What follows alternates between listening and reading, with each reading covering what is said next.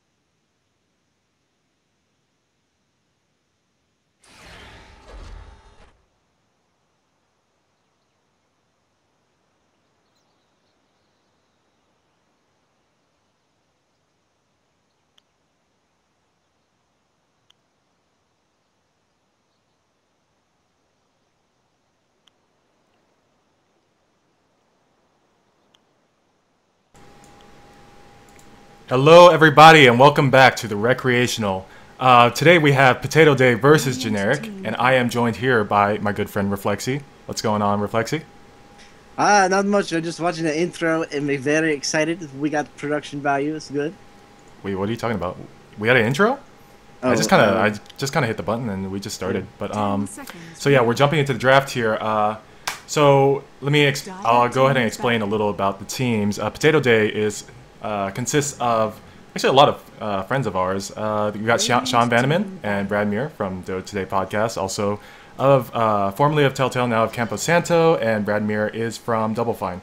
We got James Lawler, who's kind of just a friend of all of ours. He goes to Columbia. Yeah, That's game cred right there. We got Nick Herman from Telltale, also Master Jasper, and we got Tim Muir, Brad Muir's brother, on Merman. So going from the generic side, we have Chris Floyd of Indie Mega Booth. He's kind of one of the co-conspirators of this whole thing, who put this all together. We got Will O'Neill.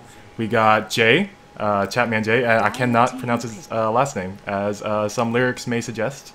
We got, who else we got? We got Ben Stead, and we got Aaron Artesta. So most of Generic are like indie game devs and stuff like that. So they're here to represent the little man and hopefully fight against the giant that is, I guess, Double Fine at this point, right? We're going to start the draft off with a Doom ban, Enigma ban on the side of Generic, which, hey, I'm all good for. Fuck those heroes. That's what I say anytime I see them. Shadow Shaman banned out and Lich banned out from the side of Potato Day, which I already kind of heard that. Like, I was talking to James and he was kind of giving me the info that he was going to ban some of the supports out just to try and let the Generic's lives a little bit of a living hell, because they do have a lot of support players and I know they love their Shadow Shaman and their Lich. So what are your thoughts on the draft so far, Reflexy? I like Radiant team pick. all of this except for Visage. I think that Visage, I don't know, he doesn't see enough pro play, and I think that's for good reason. I think he kind of lost his edge in the past 2 patches. But I don't know. That's because I can't play him as a hero very good, so I'm biased. Yeah, something a little bit, like if you're going to pick a Visage, it's not something you want to pick first in the draft, especially not your first pick. He has a lot of power in tri-lanes and stuff like that, if you're going for a very kill-heavy tri-lane, but outside of that, he has decent map control with birds. He can kind of gank from anywhere as long as he's microing his birds correctly, but if you're not pairing him with someone like a Drow or something, he's a little bit lackluster right now, especially because the meta is more of a 5v5 engage kind of meta rather than like solo pickoffs here and there, which is what Visage actually excels at. We're going to see Razor also picked up on the side of Potato Day and Tidehunter. I know they love their Tidehunter, especially Brad Muir. He's been playing that hero a lot lately, although we might see Sean Vanneman hop up on that Tidehunter. Those two have definitely been playing that a lot in pubs recently. Razor, of course, always just going to be the solid, versatile first pick. He kind of has everything. He has ability to carry. He's really strong in the mid lane. He's great anti-carry. He has great push once he gets his Ags. He's very tanky because he's going to rush at mech most likely, unless we see the Tidehunter pick up the mech.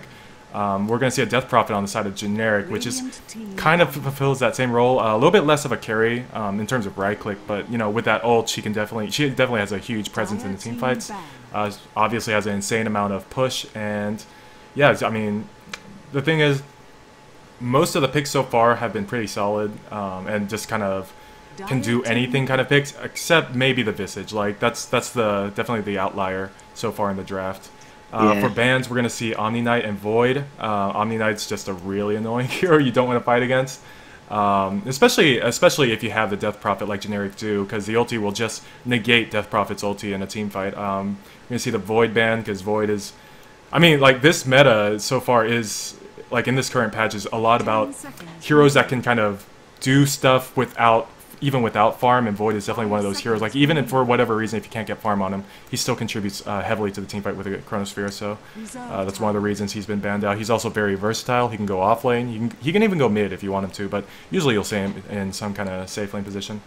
We'll see the Drow and the Enchantress banned out on the side of Potato Day. Drow, I'm not... Oh, actually, the Drow ban is for the Visage. They don't want him to have that combo, which I can agree with, especially if they went for a first pick Visage. And there's an Enchantress ban, because why not? They don't want to see Generic's Enchantress mid, which I've seen once, and I guess it worked, so... yeah, I mean, what are your thoughts on the ban so far? You agree with them? You kind of...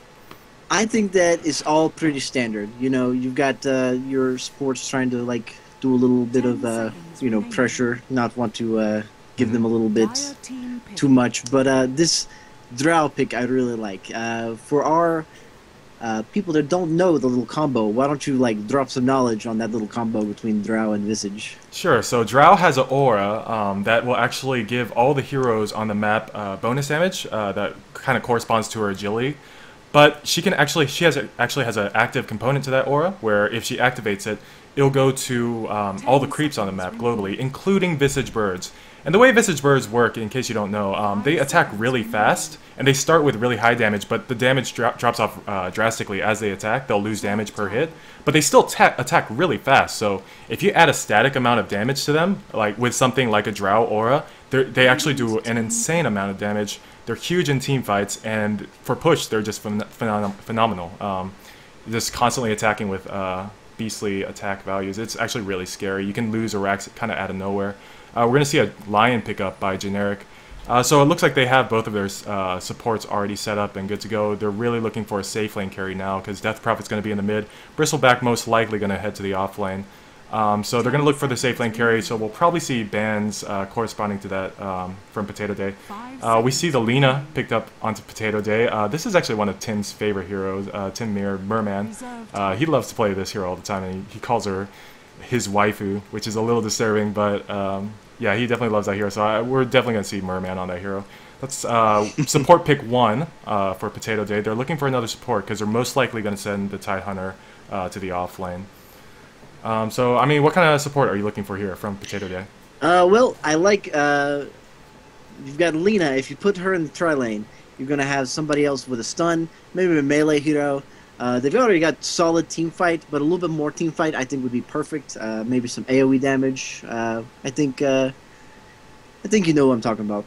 Yeah. One thing we should actually note about that Lina pickup is actually it provides a lot to countering Death Prophet, because as soon as Death Prophet pops out ult, you definitely want to bring her down as fast as possible. And Death Prophet's not really a hero to go BKB, at least not most of the time. So Lina can really excel there and just like using her ulti to try to immediately take the Death Prophet off the board. We're going to see a Treant Protector picked up from Potato Day. So Treant Protector. I hate this hero. Like, personally, I have it out for this hero.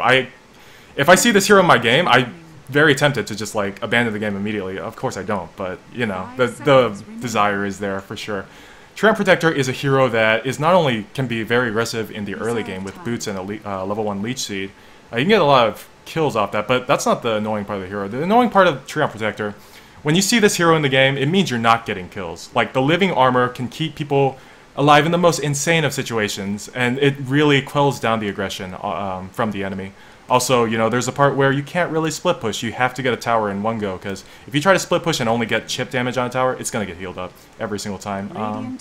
But the one saving grace for Generic is that they do have heavy pushers, especially in the Death Prophet, so they have the ability to just take towers in a single go. Yeah, I was just going to say, with Treant Protector, you want people that do a lot of damage just a few times, like Lycan or something. But Death Prophet's little ticks, they really break down the living armor, and Visage Birds do the same thing. It's not as good for anti-push against these two heroes. The one thing that kind of worries me a little bit is that Treant Protector's support that's going to want to look to get boots first, level 1. So it's gonna fall on Lina to take care of most of the support, heavy support role, like early in the game. So Lina's not a hero that does as well without farm as other supports do, like perhaps something like a Shadow Shaman or a Lion. Like, those heroes are always effective even without any farm. Lina's stun is a bit of a dodgy proposition. Like, it's hard to hit, like, even if you're pro player, you know, you'll miss a lot of those stuns without setups. So it's a little scary there. You definitely want to see something like a Blink Dagger or even a Cyclone Yule's Scepter. Is that what it's called? Yule Scepter? I believe that's Yule right. Scepter, yeah. Yeah, you definitely want to see something like that on Lina most of the time, but we'll see how Potato Day distribute their farm. So we're going to see the Generic look to pick up their safe lane carry here. They actually banned out the Phantom Assassin. I wonder if that's a bit of a respect ban, because Draka, James Lawler, he's actually been playing a lot of PA lately in his pubs. Like, I see him play PA maybe half of his pubs, if not more. It's kind of disgusting, and I respect him less for it, for sure.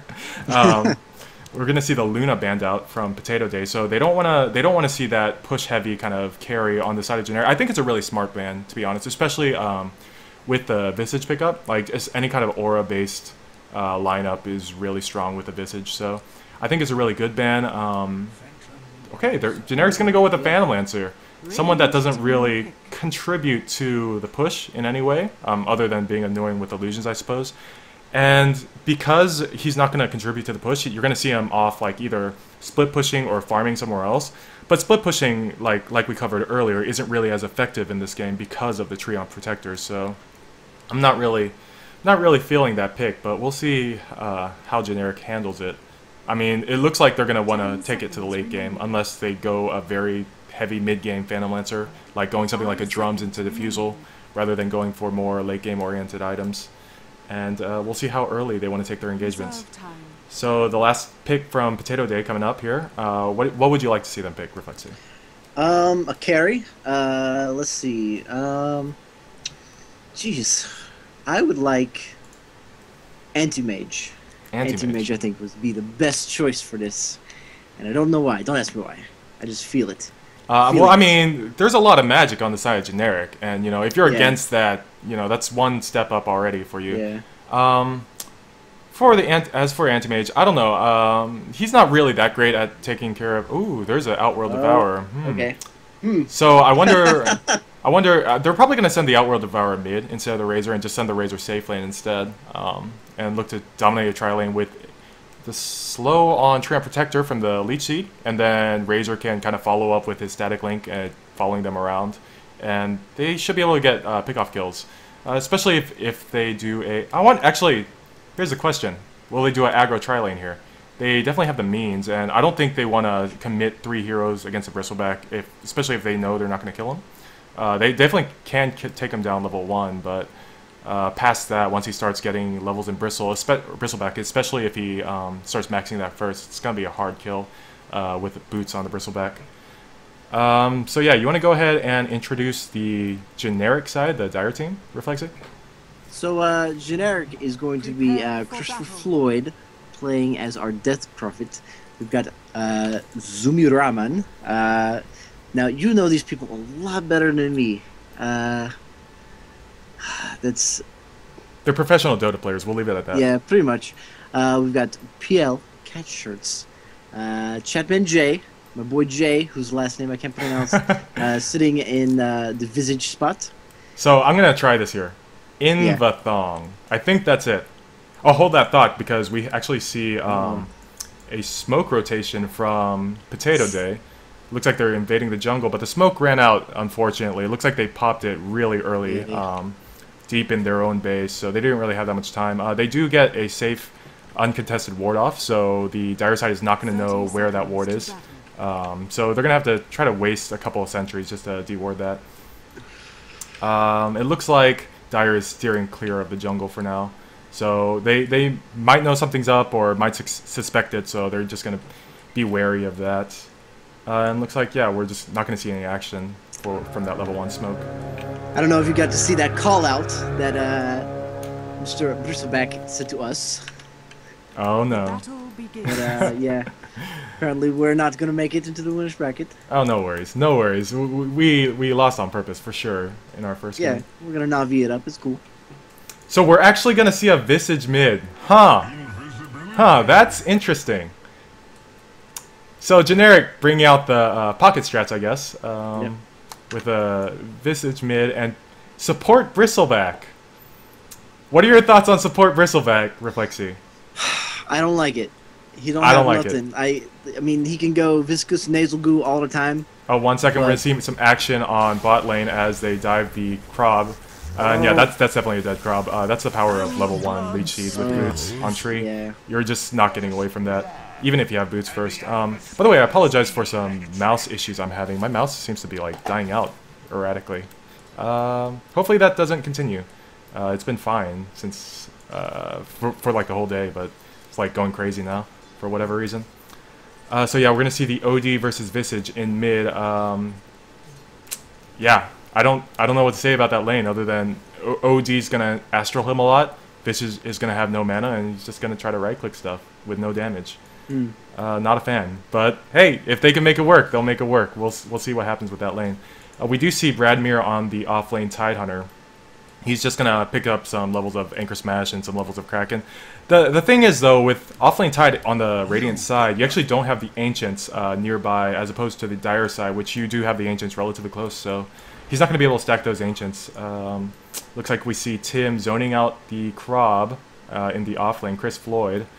So yeah, Chris Floyd still does he have a single point of experience? He does not. So yeah, it's gonna be a rough offlane for him. And I'm pretty sure that it's going to be a pretty passive early game, just because of the really eccentric laning. Eccentric, we'll leave it at that, I guess. I don't think we're going to see any action, at least for the first, like, maybe, let's say, 6 minutes or so. Yeah, we've already got Visage reduced down to 260 mana. Hopefully he can respond and, like, start maxing out Gravekeeper's Cloak. I think that would be probably the best he could make of the lane. Yeah, I mean, even if he does that, though, it's only for defensive purposes. Like, he's not going to have any lane control. Like, it's going to be very hard to last hit with no damage. He's currently sitting at 49 damage, which is just abysmal against OD 78. Ugh, I don't want to be in that lane. I'll say that much. So yeah, we're just going to see some more passive tri-laning up at top. Yeah, there's not much any, like, stacking and pulling going on. But then again, Potato Day did block their pull camp. It doesn't look like Generic's actually trying to contest that or deward it with any sentries yet. Do they have any money for it on the supports? Let's see. Bristleback sitting at 311, so he could buy the sentry. And Lion sitting at 441, so yeah. It's a little unfortunate that they're not going for the counter war, because they're going to be really pressed up for experience in this lane. Ty's just going to have a field day. You do know how much harder it is to anti-ward that top lane than... well, I mean, I guess the bottom lane is pretty hard too, but that one in the corner there just hardly ever gets anti-warded. Yeah. I'll put it there and then never lose it. So I'm just going to go ahead and tell the viewers, just for their own edification, on where you should counter ward this camp. You should first put one sentry ward there, and that'll cover most of this area around here. And then for this secondary ward, if you want to deward that one, you just put a sentry ward on that ramp. That should cover the rest of this block spots. Yeah. With those two wards, you can easily counter ward any ward that they put near that camp. And you are putting it in between these trees, right? Yes, because that does not block the camp. It's really tight there. Yeah, it's like this one little weird spot. As long as you don't do it too far in the right, you just have to put it in those trees, and it won't block the camps. We see some sneezing going up on the tide at top lane, but nothing's really going to follow from that. And Bristleback's actually already out of mana, so things are going to be a little tough for him supporting this lane. Yeah, we have touched on why Tidehunter makes a pretty good off lane. He just doesn't die. He just doesn't die. That's the problem, especially once he gets his boots. Like I was alluding to earlier, he's definitely stronger on the dire side just because he does have those Ancients to stack, so that he can always catch up on farm no matter how poorly he does in lane. But it looks like Bradmir's not actually having any trouble in lane because of the strange composition. He's just kind of, farming away, not really afraid of anything really. And he's sitting at level 5, which is really good for 4 minutes in the game. 4 minutes 30, I suppose. Yeah, compared to Death Prophet sitting at level 2. Yeah, that hurts. That definitely hurts. Death Prophet Krob does have the boots up, so shouldn't really die as long as he plays a little bit more passive from now on. We are still just sitting at the 1 kill that happened from the level 1 Leech Seed. So, I mean, like I was saying, it's definitely going to be a passive game. What did I call? I called, like, maybe, did I say 5 minutes before any kills? I think it'll be longer than that. I'm going to redact that and maybe... Let's put it at 10 minutes. How about that? Put a little bet on it. There's no stakes involved, but it's just for pride. Now, there is a definite difference between how good an offlane Tidehunter and Death Prophet both are. But it's not only that, it's how good the tri-lane synergizes together. This Treant Protector can always slow and make that Lina stun so easy to get onto poor Death Prophet. Meanwhile, you don't have that same sort of synergy between Bristleback and Lion. It's just not the same. Hold that thought. We see Nick Herman. He's going to actually rotate up to top lane with an Invis rune. Let's see if he can make any action happen. It's going to be a little hard. Bradmir does have his level 6. He does have a Ravage up, so there is a chance to kill one of the supports here. Perhaps not the PL because they don't actually have detection. Oh, wait a second. That PL is only level 3. That PL only has 477 HP, so they actually might be able to get a kill on this PL if they went for him, but they're actually going to opt to go for the Bristleback instead, who has no levels in Bristleback, so he's taking full damage even from the back. We see the Ravage come out from Tidehunter, and we see an Astral Imprisonment. We need to see the ult. Yep, that's going to be a kill on Bristleback, and I'm actually a little disappointed because it wasn't 10 minutes like I predicted. Oh no, I'm a fraud. We see Lion trying to chase down the Tidehunter, but nothing's really going to come of this. We see Visage Birds fly in, but yeah, they're not going to be able to do anything here. We see Lena rotate up to mid, and yeah, she's just gonna soak XP here while OD's not here. But she actually has to be careful for the kill potential from Visage. But he actually doesn't have his birds with him, so yeah, he's actually free to farm away, get some XP. It's actually really nice whenever you can get your supports to soak XP from mid lane while the mid laner's off ganking, just because it's a really efficient way to get fast levels on them. We see a Leech Seed on Krob, and ooh, she might be going down here, but no, it looks like she's just a little too fast for the Razor to catch up. Yeah, she does definitely benefit from that witchcraft levels. You know, your speed is just incredible at the later game. Yeah, absolutely. 20% boost. She only has level 1 up in Witchcraft right now. I think it would be a little bit safer to get the Silence at this point, just to stop the Lena follow-up after the Leech Seed. But the extra movement speed doesn't hurt, so... yeah, you can maybe secure a few more last hits with Crypt Swarm. I think everything has its merits on this offlane Death Prophet. The problem with that, though, is that in order to Crypt Swarm, you actually have to get in kind of close-ish range, and it puts you in danger of a wraparound from the tree. Coming around these woods and killing you that way. I'm actually gonna switch back to my WASD camera controls because my mouse is being a little wonky. So hopefully you guys aren't too annoyed with that. Hopefully the camera's not too jerky or anything like that. Looks like we're back to a farming game after those 2 kills. I guess it was just the 1 kill after that level 1, but Razor's sitting at the top of the last hit board with 44 last hits, 24 denies, trailing quite far behind is the PL at 26. You don't want to see your safe lane carry having half the last hits of the other team's safe lane carry. That's a scary proposition, especially whenever your late game carry is a PL, who's a very late game focused hero. Razor comes on very early, relatively speaking. Exactly, you've seen him already get almost 2 kills. So I'm actually a little curious as if we'll see Draka pick up a mech, or we'll see OD pick up the mech. Because OD is another hero that can also pick up mech, and it's pretty effective. Just because OD is a hero that doesn't need damage, just kind of gets it from his skills. So maybe we'll see the mech pick up on the OD instead, and that'll free up Razor to just go straight into Ags Rush. More just Astral Imprisonment in mid. It's not very fun for the Visage. Where are the birds at, actually? Can you find the Visage birds? I don't see them anywhere. Yeah, they might have died. They might have died. Well, if that's true, then that's 200 gold for the side of Potato, so I don't think they're displeased with that. The ward placement is actually pinged out immediately by Potato Day, so they're going to look to counter ward that ward, which is a huge blow for Generic, because early wards are the most important. Just because if you don't have ward vision for like just a little bit of time, just for a fraction of time, then you suddenly have no way to like actually go and counter wards, and they can see anytime you want to ward after that. Okay, we actually have an engage up on mid lane. Looks like, oh, mistimed on the stun a little bit, but the Leech Seed might be able to finish off here. Yeah, it looks like the Visage is going to go down. Yeah, it's no problem.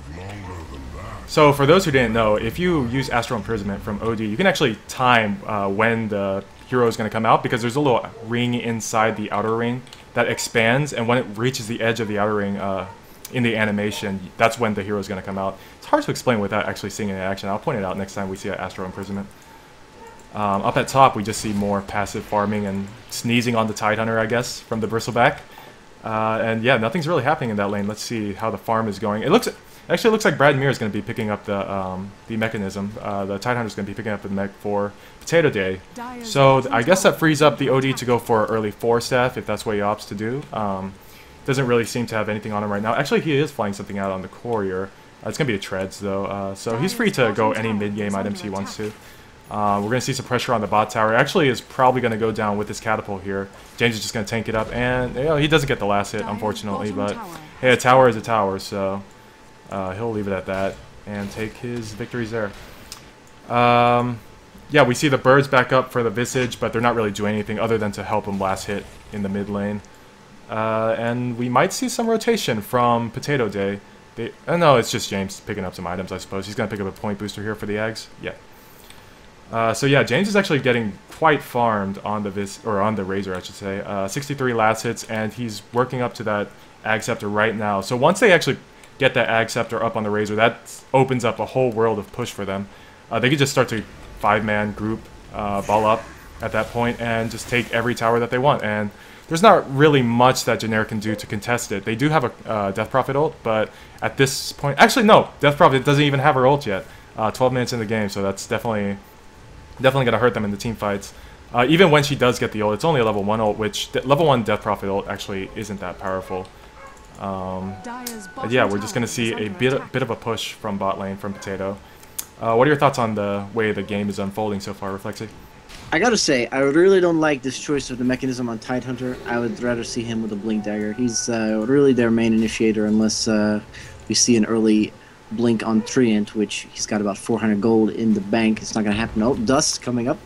Yeah, unfortunately they did miss the PL who's in the Secret Shop. They are going to pick off this Visage though with a Haste Rune, and they're probably going to transition this into a tower push up top.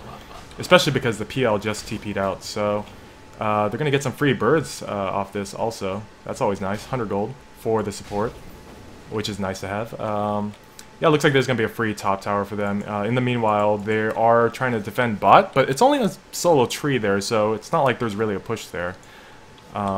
We might see a chase on this Bristleback. They do get the Astral Prism, and there's the ring that I was referring to earlier. Oh, they actually hit the combo this time, and yeah, that's a death Bristleback. This is going to be the tower for them, for sure. There's no defending this. PL is going to start walking back to lane, but there's nothing he can really defend this with. He opted to go for a Midas, which is definitely a little interesting in this game, because I think they're going to need some mid-game items, especially whenever you're this far behind. You don't want to go for the late game. You need to survive and be able to hold your towers with mid-game items, so I don't really agree with this Midas pickup on the PL. Looks like, yeah, top tower is going to go down, and they might transition this into a mid-tower push, and the tower is already low, so... There's going to be a lot of gold going the way of Potato Day. Not even just for the cores like Razor and OD, but most importantly for the Treant, for the Lina. This is going to be earlier items for them, core items like a Blink Dagger even on tree. He is sitting at 851 gold with already Arcane Boots completed, so he's getting closer and closer to that Blink Dagger. And you were talking about earlier how you don't really agree with the mech on the Tidehunter. I agree with you there, because... Like you were saying, he is the main initiation, and also there are just so many other mech carriers on the team. Looks like we're going to see some action on the Visage, and this might be a dead Visage. Oh, they do take him down. They might take down the James also. Bristleback's chasing, but there's the Ravage, and this might be a team wipe here. We see the OD ult being dropped, and ooh.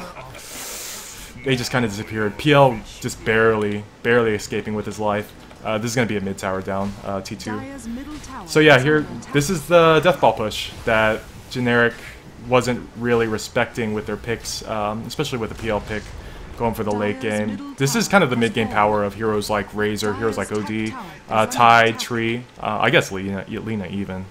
Lina's just kind of in there as a joke pick, I think, a little homage to Tim. But yeah, what do you think Generic's going to be able to do to pull themselves back up into this game? Probably nothing. But if they could, I mean, you know, Bristleback, even with no farm, can be a menace if he's skilled properly and can turn his butt to the enemy. But unfortunately, he's only got 1 level in Bristleback. I think he was trying to get a little bit more Viscous Nasal Goo, get to that 2 armor loss per stack. Unfortunately, that didn't even work out on the tri-lane, so can't even say that. Yeah, the problem with that is that because he was a support... Actually, we're going to see a Death Prophet ult popped here, and it looks like they're just going to slowly chase away Potato Day, but that's a tanky Tide. He actually does not care at all. He still has mech available too, so... and of course there's a Treant Protector, so there's really no worry of dying here. They're just going to slowly walk away and disengage, and that's going to be 1 Death Prophet ult popped. And they're going to have a short timing window for this T2 push if they choose to re-engage here. Death Prophet ult is still going. Oh, the PL almost falls, just barely escaping with 30 HP. Looks like we're going to see a static link on the Lion of all people, which is a little strange. The stun's going to hit on him, and yeah, that's going to be a dead Lion. OD in the back, going to pick off an Astral Imprisonment on the Bristleback. Krob may fall here. He does fall to the Gush, and that's going to be a dead Bristleback also, with only 1 level in Bristleback, unfortunately. That's really confusing, calling him Bristleback, and the skill also being called Bristleback, but oh well. Wow, Generic's just going to go ahead and call a GG. And honestly, I don't necessarily disagree, because they were about to see every outer tower fall and a Blink Dagger on the tree soon, so... Yeah, what are your thoughts on that game, Reflexy?